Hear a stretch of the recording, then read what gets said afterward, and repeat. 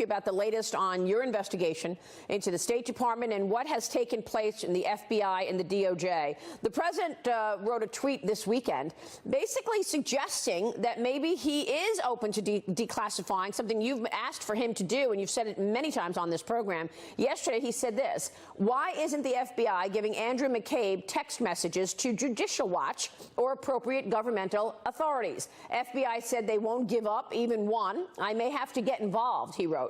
Do not destroy. What are they hiding? McCabe's wife took big campaign dollars from Hillary people. So, Mr. Chairman, you've said that many times. You want the president to declassify this information. I asked the president this straight away in my interview with him about a month ago. Listen to this.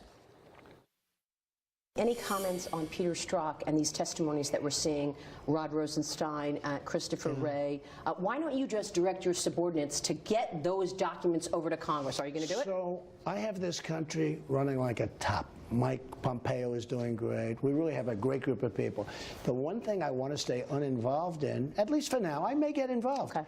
But I've been told by so many people, don't get involved. You know, other people got involved, and it's not good. And they'll get the documents, and they're getting them, and they're great people. So, Mr. Chairman, that was on July 1. The president tweeted out this weekend, I may have to get involved. What's changed? Well, just the slow rolling by DOJ and FBI. I think it all gets back to the big picture here, which is there clearly was shenanigans going on in this, and how you opened up a counterintelligence investigation into a political campaign with no intelligence. It looks completely abnormal, to say the least. You've got, we've seen these documents, and we want them released to the public, because the public needs to understand that and make a decision whether or not we're going to continue to operate and use our counterintelligence capabilities to target political campaigns. Because if it's allowed to continue, like it happened in 2016, you have a country that effectively falls apart. Yes. Where you've politicized our intelligence. Hold on one moment. Hold on one second. The president needs to get this done sooner rather than later, and that doesn't. And I'm sure you're going to ask me about this too. But yes. You also have the media that's in on this, and they've totally ignored the big breaking news this week, which is one of the top DOJ attorneys, the assistant to Sally Yates, who's the deputy attorney general, and also assistant to Rod Rosenstein. Hold on one second. Was in the middle of all of this, acting as the name is Bruce Orr. Right, Devin Nunes. Hold on. Acting as a surrogate and feeding information into the FBI. I want to ask you about Bruce Orr in a moment. Let's take a quick break. More to come with Devin Nunes. Stay with us. Welcome back. We are back with the chairman of the House Intelligence Committee. Devin Nunes is in the country of Georgia this weekend. He is joining us on the telephone. And, Mr. Chairman, you were just talking about Bruce Orr, and I want to get right to that because he becomes the central figure now in this investigation. Your colleagues over on the Judiciary Committee have now subpoenaed him, and we have a date. He's going to testify in front of Judiciary on August 28th. Why is he so central to this story? Well, because what's come out now, Maria, is that he has been the go-between Christopher Steele. So once Christopher Steele was terminated as a source for doing all things like talking to the media at the behest of Glenn Simpson. So remember, he was working for Glenn Simpson, Fusion GPS, who were working for the Clinton campaign. Christopher Steele was fired. A lot of this information wasn't shared with the FISA court, especially the fact that Christopher Steele was desperate that Donald Trump not become president. After that happened, Bruce Orr, one of the top lawyers in the Department of Justice, kept continually meeting and providing information from Christopher Steele to who? The FBI. This is just madness. The American people need to know it. And I will tell you, like I said in the last segment, the fact that the media is ignoring this is even more of a reason that we're going to have more information than usual declassified. We're going to have, I think, an unprecedented amount of information declassified because the media is just not covering this topic. And I'll just kind of close it with this. Don't forget that Bruce Orr's wife, Nellie Orr, who also will have to be interviewed soon, she also was working for Fusion GPS, working for the Clinton campaign. So here you have information flowing from the Clinton campaign, from the Russians, likely, I believe, was handed directly from Russian propaganda arms to the Clinton campaign, fed into the top levels of the FBI and Department of Justice to open up a counterintelligence investigation into a political campaign that has now polluted nearly every top official at the DOJ and FBI over the course of the last couple of years. Well, that is what is so extraordinary. And quite frankly, it's what you kind of see in this part of the world where I'm at now. Right. I mean, the president has said maybe he would declassify this. What's wrong with declassifying all of this information so the American people understand exactly what took place? Because you're right. This is an incredible story, and that is why we are doing it every Sunday morning to make sure the American people are informed as far as what went on. Do you think the president will declassify this so that people understand what took place? I think he really has no choice because I will tell you, you're gonna end up with a situation with half of America, including nearly every Republican member of Congress, who will have zero confidence in the Department of Justice and FBI.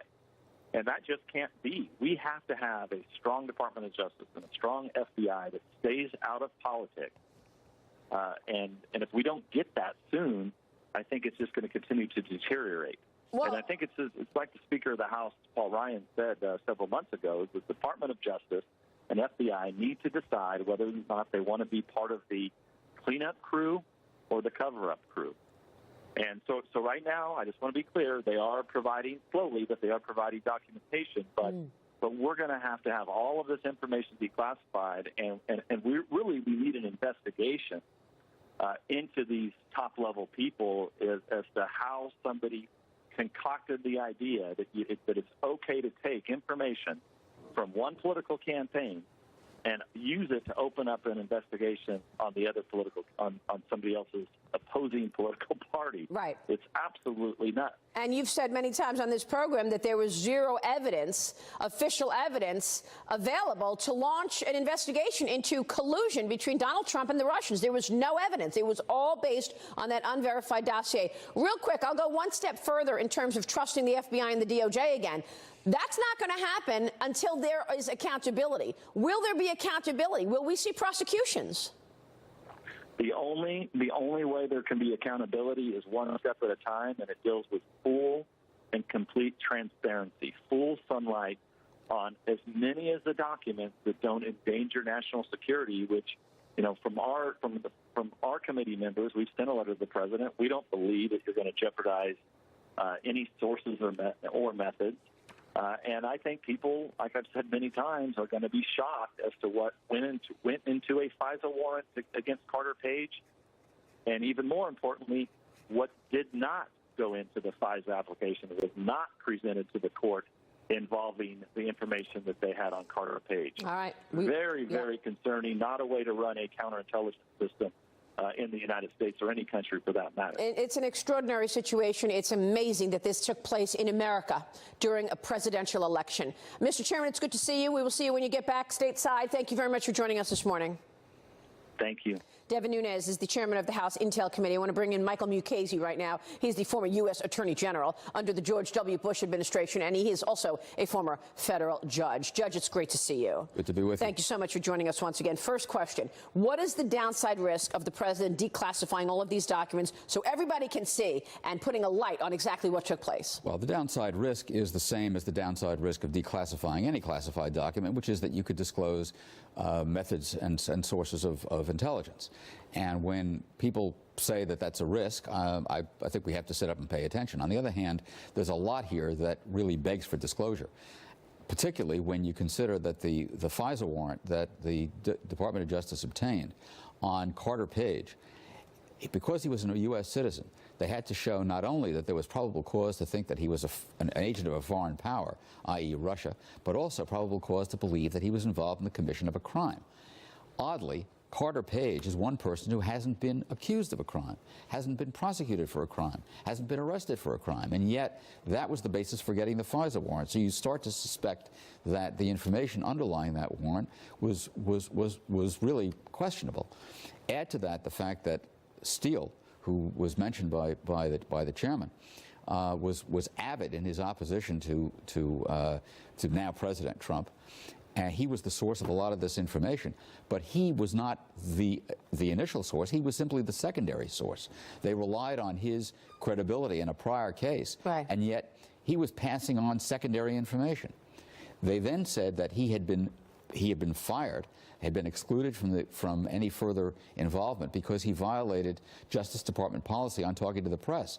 What they didn't tell the FISA court is he also lied about whether he had spoken to the press, which is far more important than simply violating policy. In addition, as the chairman pointed out, he then continued to be a source, which they didn't disclose to the FISA court, through Bruce Orr. I want to talk to you about all of this. What you just said is just compelling. Carter Page was wiretapped for over a year on an unverified dossier, and he's still walking around, no charges. Where's the crime? We'll be right back. More with Michael Mukasey. Welcome back. I am back with former U.S. Attorney General Michael Mukasey. And a moment ago, Judge, you just said in terms of Bruce Orr, he's testifying on August 28th. What would you expect from that? Well, I would expect for him to explain his relationship with Steele, his conversations with Steele, what he obtained on a thumb drive or an information stick that he got. He emailed somebody that he'd gotten this from Steele, and whether he was in fact feeding information to the FBI from Steele, notwithstanding that the FISA court had been told that Steele was not any longer a source of information in connection with the investigation. Has the president read, do you know, the unredacted documents? Because when Devin Nunes joined us 2 weeks ago, he said if you look at these unredacted documents, and it's all blacked out, you wouldn't believe it. It's worse than what has taken place. I have no way of knowing that. Okay, so you have no way of knowing. One of the text messages between the anti-Trump FBI agent Peter Strzok and his girlfriend Lisa Page was something that is really not talked about, and I want to go through that text. Let's talk about that and why you see this as particularly troubling for that side. Okay. The night that now President Trump got the nomination, Lisa Page sent a message to Peter Strzok. Can you believe that Trump got the nomination? This is incredible. And Strzok messages back, yeah, it is. This increases the pressure to end. This is going to increase the pressure to end MYE. MYE was code the name initial for mid-year exam. Mid-year exam, which was the code name for the Hillary Clinton investigation. Now, why does Donald Trump getting the nomination increase the pressure to end that investigation? They kept saying when Strzok testified that he had a right to express his opinions, and of course he did. But this wasn't just a matter of political opinion. This was a matter of your job, how you do your job, and how investigations were being conducted. If he believed that the nomination of Donald Trump increased the pressure and on the FBI agents to terminate that investigation, it'd certainly be interesting to know why and whether they did, and whether they then started Crossfire Hurricane, which was the code name for the Donald Trump investigation. So this is more evidence. It suggests to me that Hillary Clinton was not investigated. Let's face it, she was not investigated, even though she deleted emails. She was grossly negligent with her use of classified information. No investigation, or little investigation, and they were cooking up something around Donald Trump to stop him. It certainly looks that way from that message. Yeah, and because there's no evidence of any collusion, and we're a year and a half or more than a year and a half into the Robert Mueller investigation, do you think we're going to see accountability here? I certainly hope so. I hope that at a minimum, accountability being punishing people, that to me is secondary. I think what I'd like to see is a disclosure of information and get it laid out methodically so that people can see what happened. Who gets punished and who doesn't is to me, a secondary concern. But why wouldn't the president declassify then, just to shine a light on this? Don't know. I think that he may not wish to be involved himself. He may wish to see other people do the declassifying, so that nobody claims that he's active for political reasons. I don't really know. But nobody can declassify other than him in terms of making everything open and public. No, other people can declassify. Jeff Sessions. Well, Jeff Sessions is recused from the investigation, but other people involved can declassify. It's great to see you, AG. Thank you so much. Good to be with you. Former Attorney General Michael Mukasey. We got our panel next. Ed Rollins, James Freeman on deck.